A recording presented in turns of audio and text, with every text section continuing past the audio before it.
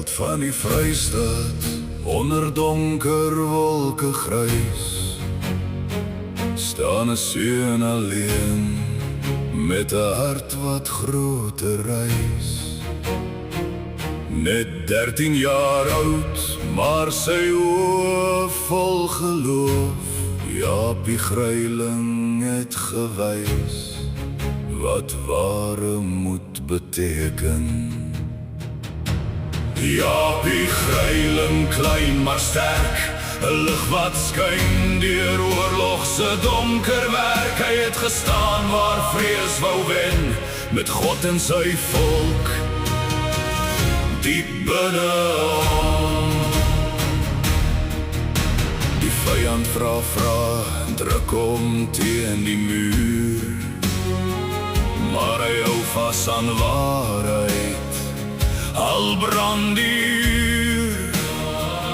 Hy kies sy volk, hy kies sy eer, 'n jong stem wat sê, ek verraai nooit meneer.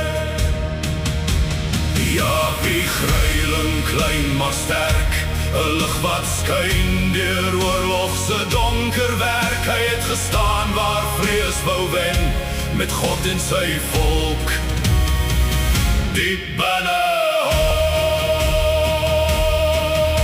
Nie almal dra 'n swaard of 'n geweer, soms is moed net om te sê, ek bly getrou. 'n kind se geloof, 'n hart so groot. Die vyand was so beïndruk dat al die gewere laat sak.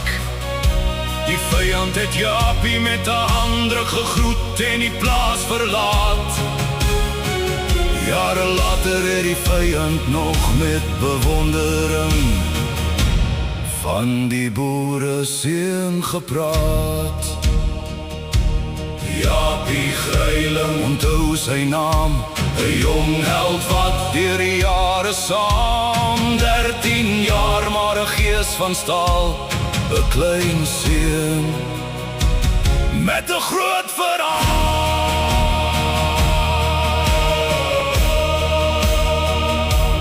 Jaapie Gryiling, jou lig bly brand, 'n kind van moed in 'n moeilike land.